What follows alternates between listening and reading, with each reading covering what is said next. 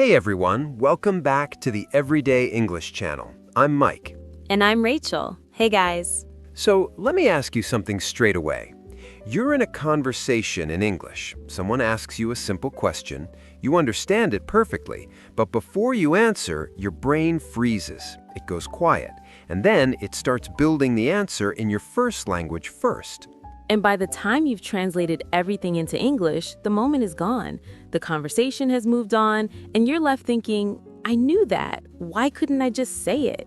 If that sounds familiar, this episode is for you. Because today, we're talking about the real reason your English slows down and exactly what to do about it. We're going to show you how to train your brain to stop translating and start thinking directly in English. Real, practical steps, not theory, things you can start doing today. Let's get into it. Okay, Rachel, let's start at the beginning. Why do we translate? Why does the brain do it? So, when you first start learning a language, translation is actually useful. You hear a new word, you find the equivalent in your first language, and that gives you an anchor, something to hold on to. It's a learning strategy. In the early stages, it makes sense. The problem is, most learners keep doing it even when they don't need to anymore. It becomes a habit, and habits are hard to break. Think about this. Even when your English is at a good level, your brain is still running that old translation program, like an app you never closed. And translation is slow. Even when it feels fast, it's still adding a step, a delay. And in real conversation, that delay is the difference between flowing naturally and always feeling one step behind. Here's a simple way to think about it. Call it two-step thinking versus one-step thinking. Two-step thinking, you have a thought in your first language, then you translate it into English. 2 steps. Slow. One step, you have the thought directly in English. One step, fast, natural. Right now, most learners are using 2 steps without realizing it. The goal of this episode is to move you to 1 step. I've heard students describe translating as swimming with weights on. You can swim, you know how, but something is slowing you down. And the weights are the translation habit. So, how do we take them off?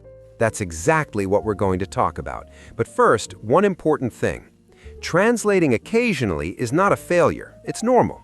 Even advanced speakers do it sometimes with very specific words. The goal is not to never translate. The goal is to make English your default setting, your first response, not a second one. And that is absolutely achievable for every single person listening right now. Let's break down what we just covered. Translation in the early stages, completely normal and useful. It gives you an anchor for new vocabulary. The problem is when it becomes a habit that continues even when your English is strong enough to work without it. The key concept, 2-step thinking versus 1-step thinking. 2 steps is slow. 1 step is fluent. The goal is 1 step. Key phrase, default setting. Your default setting is what your brain does automatically. Make English your first response, not your second option. So how do you know if you're still translating? What are the signs? Because sometimes people don't even realize they're doing it. Let me go through 5 signs. Be honest with yourself as you listen. How many of these sound familiar? Sign 1. Someone asks you a simple question in English. You understand it immediately, but before you answer, there is a pause, a half second where something is happening in your head. That something is building the answer in your first language and then converting it. Does this happen to you? That small pause is the giveaway. A truly fluent speaker, the answer just comes, no visible delay. Sign 2. When you read in English, you hear your first language in your head, not English. A lot of people read English words, but their inner voice is speaking in their first language, which means you're essentially translating every sentence as you read it, slower and more tiring than it needs to be. Sign 3. When you dream in your first language, even when the people in the dream are supposed to be speaking English. Dreams are actually a useful indicator. When you start dreaming in English, even occasionally, your brain has started to internalize the language at a deep level. Sign 4. When you feel an emotion, happiness, frustration, surprise, the word that comes first is in your first language. Think about this. Emotions are fast and automatic. What language you feel in tells you where each language lives in your brain. Sign 5. When you tell a joke or a story in English, it feels like a translation of something you already know in your first language, not something born directly in English. Humor is one of the last things to transfer fully to a second language because it depends on deep cultural and linguistic instinct. So, how many did you recognize? Most learners recognize at least 2 or 3, and that is completely okay. Recognizing it is the first step. Quick recap of the 5 signs. Sign 1, a visible pause before answering simple questions. Sign 2, reading English words but hearing your first language in your head. Sign 3, dreaming in your first language, even in English situations. Sign 4, emotions triggering first language words first. Sign 5, jokes and stories feel like translations rather than original English thoughts. These are not failures, they are information. They tell you where to focus. Okay, the practical part. 5 methods that actually work. Let's go. Method 1. Think in English about small, everyday things. This is the most accessible starting point. It costs nothing. No app, no class, no equipment. Throughout your day, narrate what you're doing in English, in your head. Not out loud necessarily, just internally. You wake up. Instead of thinking in your first language, you think in English. I need to make coffee. I'm tired. The weather looks great today. Simple, present moment observations in English, starting from the moment you wake up. And the reason this works, you're using English in the one space where there is zero pressure, your own mind. Nobody is listening, nobody is judging, no time limit. It is the safest practice environment you will ever have, available 24 hours a day. Start with 5 minutes, make coffee, walk to the kitchen, do all of that in English in your head. I'm going to make coffee, the water is heating up, I need to find my mug. Simple sentences, real observations, that's it. And over time, those English thoughts arrive faster, they feel more natural, and then they come without trying. That is when you know it is working, when the thought arrives in English before you've consciously chosen to think in English. 1 step, not 2.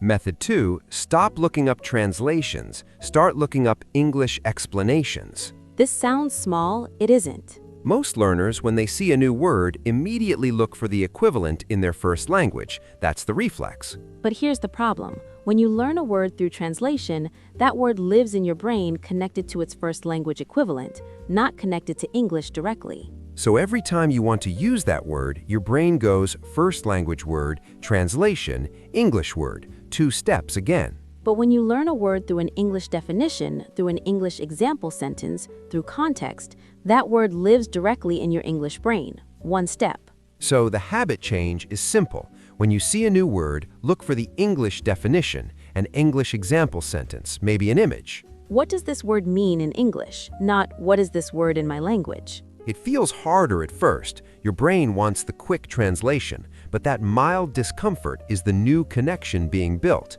That is the learning.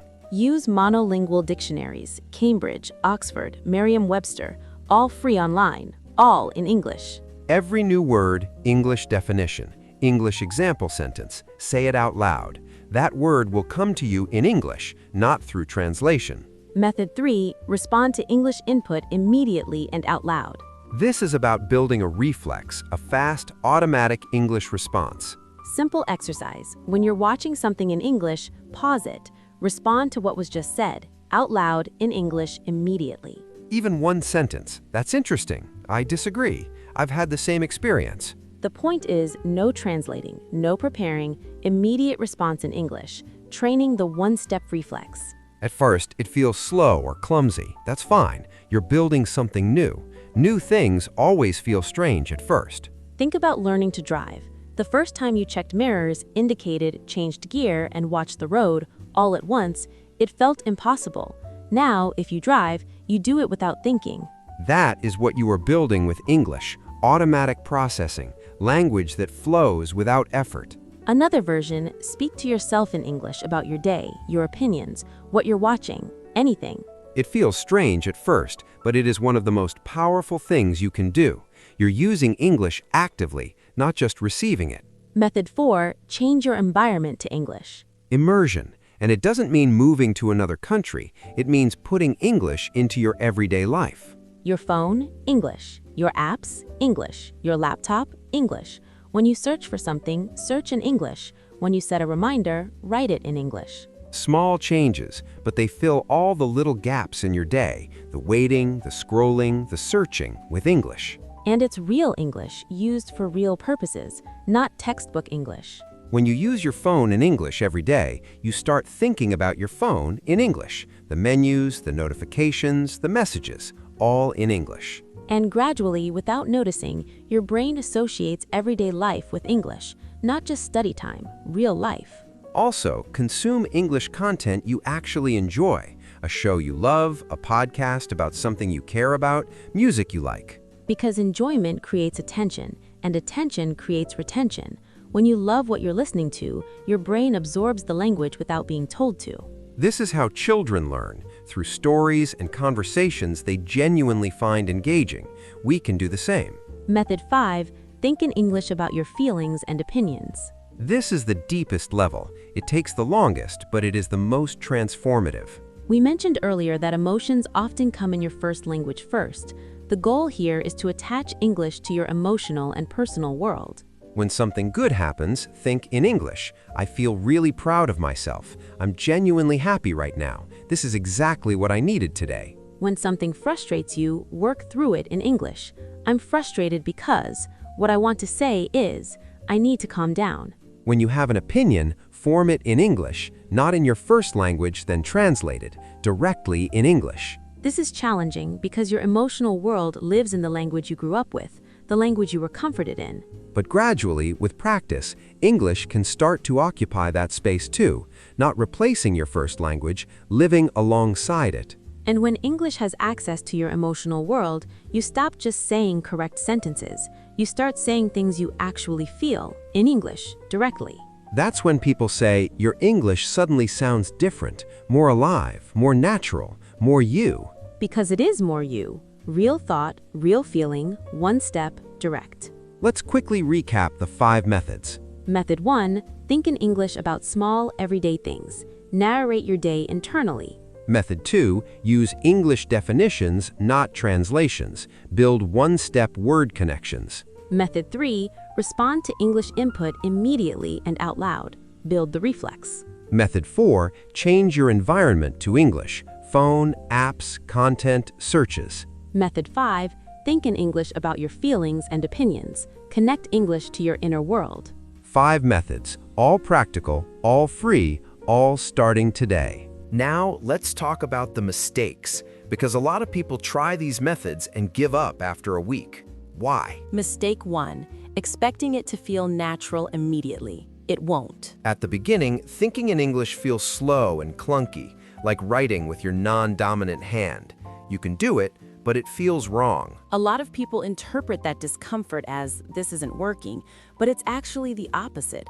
That discomfort is the new connection forming. The awkward stage is not the failure stage, it is the building stage. Mistake 2. Trying to do too much at once. Some learners decide, from tomorrow, all my thoughts will be in English, all day, every day. By lunchtime, they're exhausted. By evening, they've given up. Start with 5 minutes a day. In the morning, that is it.